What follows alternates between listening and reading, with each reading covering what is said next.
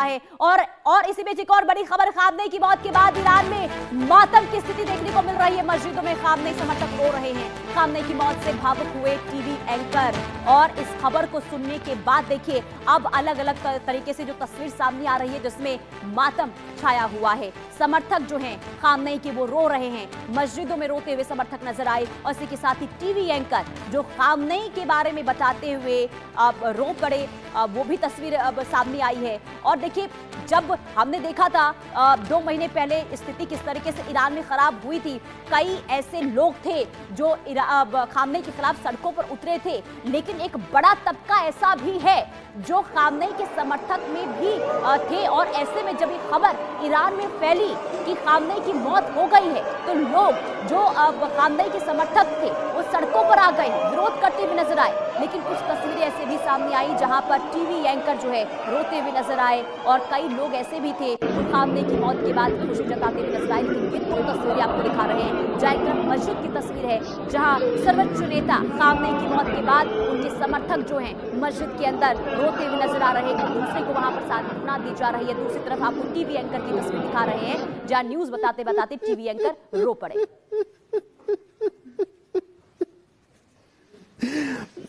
इन्ना लिल्लाह व इन्ना इलैहि राजिऊन। بعد از عمری مجاهد رهبر کشور آیت الله خامنه‌ای درگذشت. منابع رسمی این رهبر کشور آیت الله خامنه‌ای درگذشت. امت اسلامی حضرت امام خامنه‌ای با نوشیدن شهد گوارای شهادت در ماه مبارک رمضان به ملکوت اعلی پیوست. من المؤمنین رجال صدقوا ما عاهدوا الله علیه فمنهم من قضى نحبه و منهم من ينتظر। ये तस्वीरें हमने आपको दिखाई, लेकिन देखिए जो हालात इस वक्त बने हुए हैं और जो खबर सामने आई इसके बाद वहां पर क्या स्थिति बनी हुई है ये आपने देखा। हमारे साथ कर्नल JSS सोडी सर जुड़ चुके हैं। सर देखिए, सर ये जो तस्वीर हम दिखा रहे दर्शकों को, अब एक तरफ देखिए हमने ये भी देखा था कि कैसे खामनेई के खिलाफ लोग सड़कों पर उतरे थे, लेकिन एक बड़ा तबका ऐसा भी है ईरान में जो खामनेई के समर्थक भी रहे हैं। और ऐसे में जब ये खबर वहां से सामने आई तो लोग वहां पर रोते बिलखते हुए नजर आए। ऐसे में अब आगे किस तरीके से आप समझ रहे हैं, अगर देखिए अमेरिका के समर्थित का कोई भी नेता ईरान की कमान जिसे मिलती है, तो आगे आप क्या समझ रहे हैं? क्या इतना आसान होगा अमेरिका के लिए कि वहां पर अपने समर्थित नेता को तैनात कर दिया जाए, कमान ईरान को सौंप दिया जाए? क्या समझ रहे हैं आप आगे? पुनीता जी, अगर अमेरिका कोई अपना नजदीक का नेता कोशिश करता है ईरान की सत्ता संभालने के लिए, ईरान की जो सेना है IRGC या ईरान की आवाम उसे कभी सफल नहीं होने देगी। क्योंकि ईरान जो है वो एक 5000 साल पुरानी सभ्यता है जिसका अपना मान सम्मान है।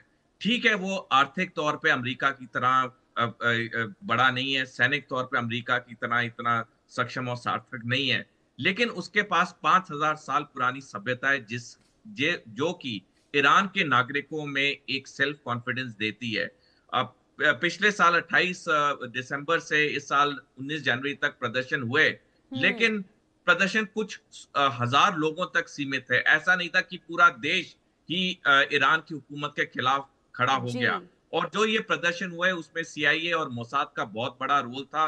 उन्होंने पैसे की पूरा इस्तेमाल किया, वहां पे कुछ लोगों को उकसाया, लेकिन ईरान ने 7 बार की तरह 8वीं बार भी ऐसे प्रदर्शन को खत्म कर दिया जो 1979 से इस्लामिक रेवोल्यूशन से होता आ रहा है।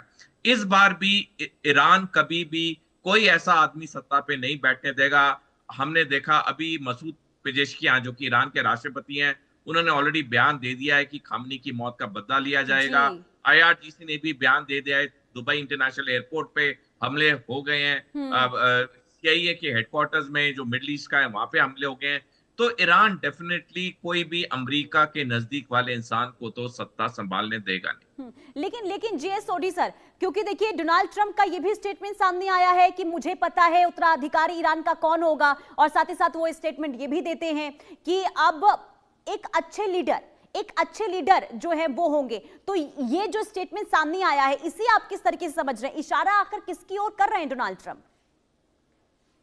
पुनीता जी, अमेरिका और डोनाल्ड ट्रंप की तो पूरी कोशिश है कि रजा शाह पहलवी, जो कि शाह और फरहान के बेटे हैं, जो कि 1979 से अमेरिका में रह रहे हैं जी। और जिन्होंने पिछले कुछ महीने में बहुत बयान भी दिए हैं कि वो ईरान आना चाहते हैं, तो डेफिनेटली अमेरिका की भी कोशिश होगी, डोनाल्ड ट्रंप की भी कोशिश होगी कि रजा शाह पहलवी को ईरान का राष्ट्रपति या सुप्रीम लीडर बनाया जाए। लेकिन ईरान के अंदर बहुत कट्टरवादी लोग हैं, उनके जो क्लेरिक्स हैं वो कभी ये चीज होने नहीं देंगे। और जैसे मैंने पहले बताया है कि ईरान में सालों से ही सक्सेशन प्लान तैयार हो जाता है, जिसका हमें अब सामने ही सबूत मिला कि 24 घंटे भी नहीं हुए ईरान की सेना के चीफ को मारे हुए और उनका नया chief of army staff announce हो गया है। तो ईरान तो डेफिनेटली कोई भी अमेरिका के नजदीक वाले इंसान को तो गद्दी पे बैठने देगा नहीं, क्योंकि ईरान जानता है जिस दिन अमेरिका के नजदीक वाला आदमी बैठा वो ऐसी नीतियां लाएगा ईरान में जो कि पूरी तरह ईरान को अमेरिका के दबदबाव में नीचे कर देगा। बल्कि मैं दर्शकों को बताना चाहूंगा, मिडिल ईस्ट में 21 देश हैं जिसमें से 13 इस्लामिक देश है या अरब देश है। 13 में से सिर्फ एक ईरान है जो कि अमेरिका के खिलाफ खड़ा हुआ है, बाकी सारे अमेरिका के साथ हो चुके हैं।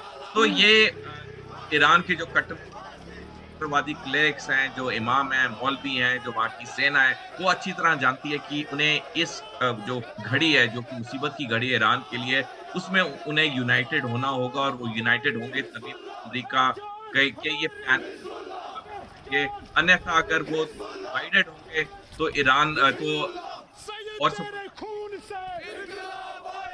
वहां पे सत्ता में। जी, लेकिन इस अब क्या आप समझ पा रहे हैं कर्नल जे सोढी सर, क्या अमेरिका कुछ उस तरीके से परिस्थिति बनाने की कोशिश तो नहीं कर रहा है जैसे वेनेजुला में किया गया कि कैसे वहां से वहां के राष्ट्रपति को कैद किया गया, उसके बाद अब लेकर आया गया, उसके बाद वहां पर जो अपने समर्थक के जो नेता रहे उसको कमान वेनेजुला की सौंप दी गई। तो क्या वही परिस्थिति यहाँ पर इस वक्त ईरान में बनाने की कोशिश हो रही है क्या? अगर वैसे ही स्थिति बनाना चाहते हैं डोनाल्ड ट्रंप, तो क्या उनके लिए वेनेजुला की तरह इतना आसान रहेगा क्या?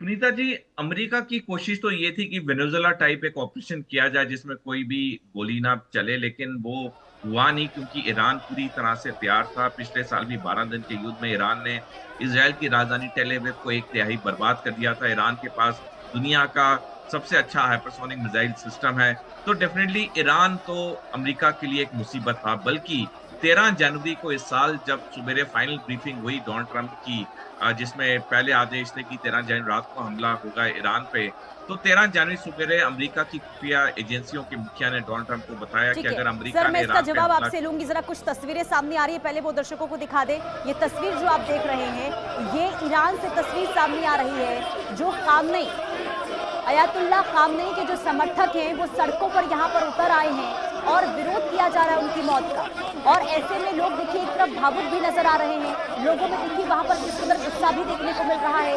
लोग भावुक के साथ साथ यहाँ पर सड़कों पर उतर कर अपनी नाराजगी यहाँ पर व्यक्त कर रहे हैं। ये गुस्सा देखिए अमेरिका के खिलाफ है, ये गुस्सा इजराइल के खिलाफ है, और हाथों में देखिए खामनेई की फोटो लेकर, हाथों में झंडे लेकर ये आगे सड़कों पर उतर आए हैं। और आपको याद होगा कि 2 महीने पहले की तस्वीर थी जहां विरोध में कुछ लोग ऐसे उतर आए थे, लेकिन एक तबका, जैसे मैंने पहले ही आपको कहा था कि पूरा का पूरा ईरान जो है वो खामनेई के विरोध में नहीं था।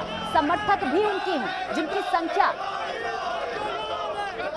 संख्या जो है काफी तादाद में है। और ये जो तस्वीर आप देख रहे हैं, ये नई तस्वीर हम आपको दिखा रहे हैं, जहां ये श्रीनगर की तस्वीर है, ये श्रीनगर से आई हुई तस्वीर हम आपको दिखा रहे हैं, जहां लोग देखिए यहाँ पर भी खामनेई की मौत के बाद यहाँ पर लोग जो है सड़कों पर उतर आए हैं, नारेबाजी लोग करते हुए यहाँ पर नजर आ रहे हैं। इससे पहले भी हमने कई तस्वीरें आपको दिखाई कि कई जगहों से ऐसी तस्वीर सामने आ रही है जहां लोग जो है खामनेई की मौत के बाद काफी इमोशनल नजर आ रहे हैं और कई जगह विरोध भी किया जा रहा है मौत का। लेकिन कई लोग ऐसे भी हैं जो इस खबर के बाद खुशी भी जताते हुए नजर आए, खास करके रजा पहलवी की जो हम बात कर रहे थे कि क्या कहीं ऐसा तो नहीं कि ईरान की कमान रजा पहलवी के पास चला जाए। हालांकि आगे क्या होगा देखना होगा, लेकिन रजा पहलवी उन्होंने अमेरिका और इजराइल का धन्यवाद किया जब इन्होंने खबर सुनी कि खामनेई की मौत हो गई है। और ऐसे में ये हम आम लोगों की तस्वीर आपको दिखा रहे हैं जहाँ खामनेई की खबर मौत की सुनने के बाद वो सड़कों पर उतर आए हैं और नाराजगी यहाँ पर व्यक्त करते हुए नजर आ रहे हैं। आप देख सकते हैं हाथों में ये supreme leader Ayatollah Ali Khamenei की ये तस्वीर लेकर लोग यहाँ पर आगे बढ़ते हुए नारेबाजी करते हुए दिखाई दे रहे हैं। और इसी के साथ ही अलग अलग जगहों से अब तस्वीरें ये सामने आ रही है और ये श्रीनगर की तस्वीर हम आपको दिखा रहे हैं, जहां खामनेई के जो समर्थक हैं वो सड़कों पर उतरकर यहाँ पर नारेबाजी करते हुए दिखाई दे रहे हैं। कुल मिलाकर देखिए मातम जैसी स्थिति आप देख रहे हैं। ईरान में तो है ही, ईरान में तो लोग नाराज हैं ही। इस खबर को सुनने के बाद लोग भावुक तो हैं ही, जो हमने दिखाया भाई था कि लोग कैसे मस्जिद के अंदर रोते हुए बिलखते हुए नजर आ रहे। टीवी एंकर की तस्वीर भी हमने दिखाई थी, खबर पढ़ते पढ़ते वो रो पड़े थे। और इसके बाद अब ये तस्वीर हम आपको श्रीनगर की दिखा रहे हैं, यानी कि भारत की तस्वीर है, ये श्रीनगर की तस्वीर है। यहाँ पर भी भारी तादाद में खामनेई के समर्थक हैं, जो यहाँ पर जब उन्होंने खबर सुनी इसके बाद वो भी यहाँ पर विरोध करते हुए नजर आ रहे हैं। लोग नाराजगी व्यक्त करते हुए नजर आ रहे हैं, लोग रोते हुए, लोग भावुक होते हुए नजर आ रहे हैं। ये श्रीनगर से तस्वीर सामने आई है, यानी कि आप समझिए कि किस तरीके से लोगों में इस खबर के बाद गुस्सा, नाराजगी देखने को मिल रही है।